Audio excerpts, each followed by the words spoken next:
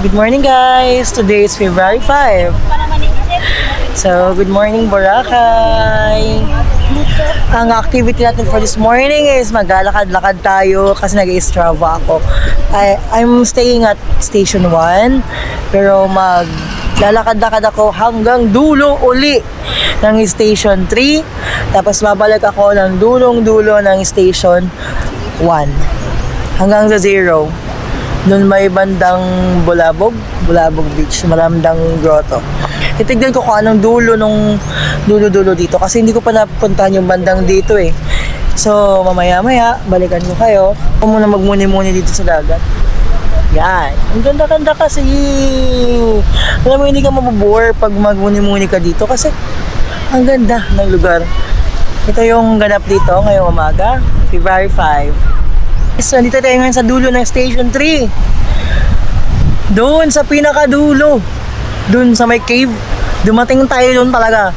Ang status ng Station 3 ngayon is sobrang malumot. Sobrang lumot. Yan. Sobrang green. Pero grabe yung lumot doon sa bandang dulo. Yung dulong-dulo, yung may cave. Doon na i-stock yung mga lumot. Station 3. Kung yun ang nakausap ko, yung wala daw usually lumot dito is June pa beer months. Wala daw lumot. So if you're planning na gusto nyo clear talaga yung water, pumunta kayo dito ng June to beer months. Wala masyadong lumot doon. Yan o. Kita nyo yung kaibahan? Yung clouds at saka yung dagat ngayon. That's the lumot. Ang daming lumot ngayon. Status ng Station 3. Kanina naglakad-lakad ako sa Station 1, wala pa masyadong lumot yon. Talaga. Pero titigyan ko mga 8 kasi yun eh. Ngayon magte-10 na. Let's see kung lumot, papunta na ba dun. Kung may lumot na ba dun.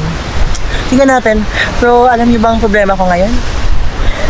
Lalakarin ko ulit papunta dun. Kaya sabi ko lang, layo-layo dun.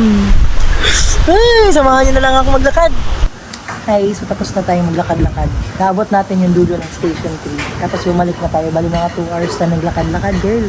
Pabalik dito sa natin, sa accommodation natin. So bali ako 8,900 steps. So, achieve. So ngayon, lunch na. Pinapainit ko lang yung kinainitan sa Zugba Grill House kagabi. Ang dami nun. Ako lang ubus lahat nun. Kaya sabi ko sa inyo. Kailangan natin kainin yun.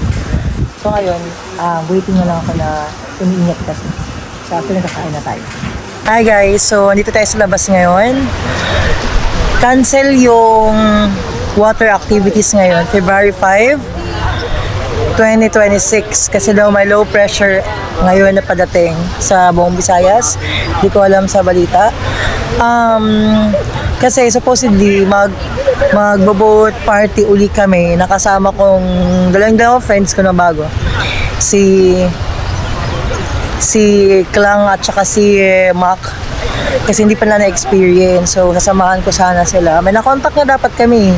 Kaso nung kinontak namin uli yung guide, yung activity na yon, nag-cancel sila kasi nga daw may low pressure. So lahat ng activities sa water, kahit yung yacht party is cancel din.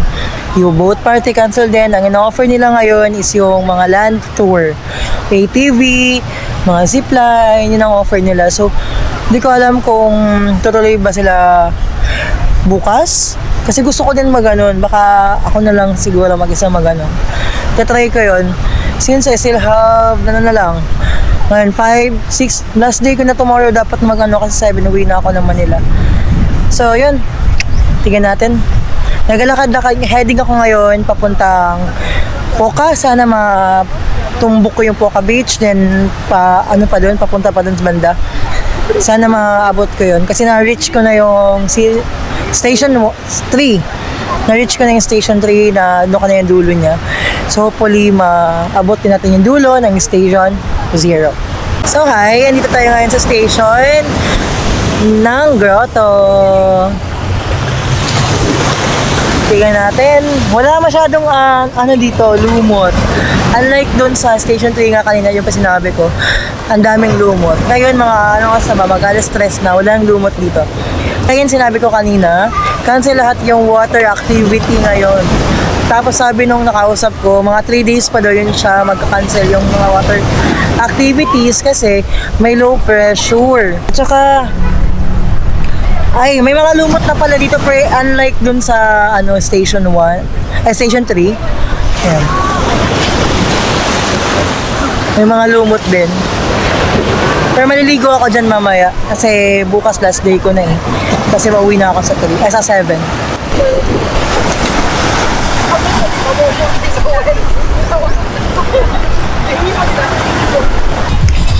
Papunta tayo ngayon sa dulo ng Station 1. Maraming naglalaro dito, volleyball, badminton. Ba't kaya walang basketball?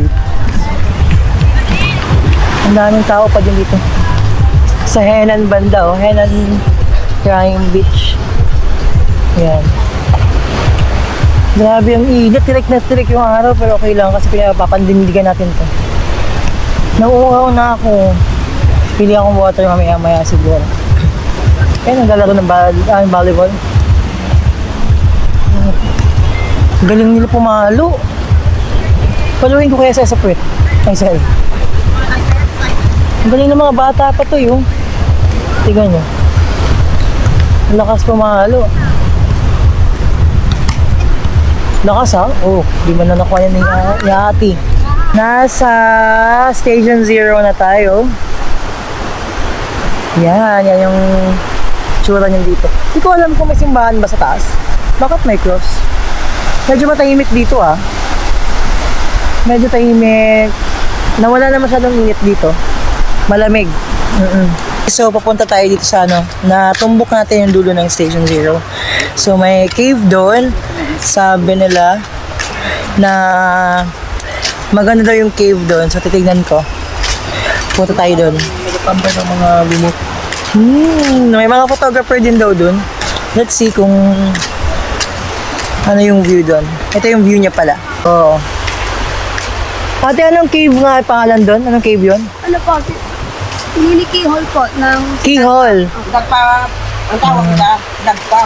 Sinagpa. Sinagpa yan dito, ma'am. Sinagpa beach. Sinagpa Beach. Keyhole daw. Sinagpa Beach. Pa tayo doon. Tignan natin. Pero in fairness ha, sementado na dito papunta doon. Keyhole.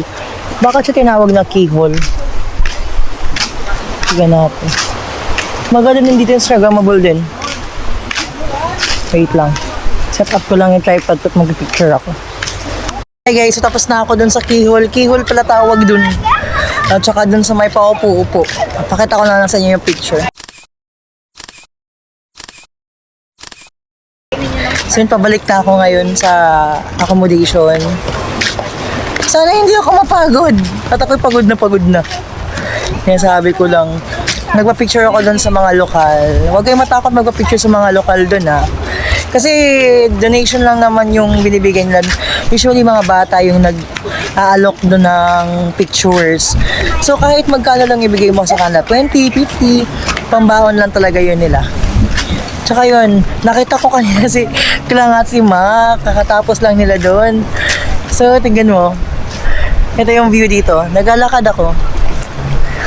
Mabuti na lang talaga simentado yung daan, hindi masyado. Pero pagdating dito sa unahan, mabato. So, mag-off muna ako ng camera kasi baka malubat ako guys. Maglalakad pa ako na malayo. Talagang iikot pa ako dun. Kasi, hey guys, so dito tayo ngayon sa Station 1 sa Merle's Cherry Burger. Try natin yun kasi nag-hype din yan sa TikTok. Titignan ko kung anong lasa. It's Cherry Burger, it's chorizo burger. So, maraming na-recommend doon. So, let's try it. Picture mo kayo. Makakati mo ka sa'yo dun eh. Ito ka dun magulit. Ito, mas pala ito na. Kako. Ano? Guys, andito na ako ulit sa room. Umuwi muna ako kasi napapagod na yung paa ko. Sinasabi ko lang. Mag-ibihis lang ako ng panligo kasi nagkaplano akong lumublob ngayon. Mag-change ako ng swimsuit. Tapos yun, naglulublob muna ako. Then, Siguro mag-ikot-ikot din konti para pampapagod. So, samahan niyo na ako uli mamaya. We're heading to the beach. Naka-outfit tayo. Pink naman tayo today. Kasi sayang yung mga binili ko. Sabi ko, saan ko gagamitin? Sa bahay? Hindi. Gagamitin lahat dito kahit pagtulog. Yun, tawag dito. Nag-isa pa din ako ngayon kasi wala si Klang at saka si Mac. Meron silang activity kanina. Sana naman mag-okay na bukas yung water activity para masamahan ko pa sila. Diba? Sana din. Masaya din talaga sa party boat. Talaga masaya talaga. So yun, maliligo muna ako. Samahan niyo ako. Hi! Hello. Nandito ako ngayon sa tabing dagat. O diba sana all? Sana all kuya! Nahahawakan. O diba? So saan ako lulugar? O magkabilaan yan sila. O saan ako? Samantalang ako ito mag-isa. Nasa tabing dagat. Diyos ko Lord. Ano kuya? Sana all na lang ba ako dito? Sana all na lang talaga. Uwi na lang ako maya-maya. Sinasabi ko lang. Your ocean eyes.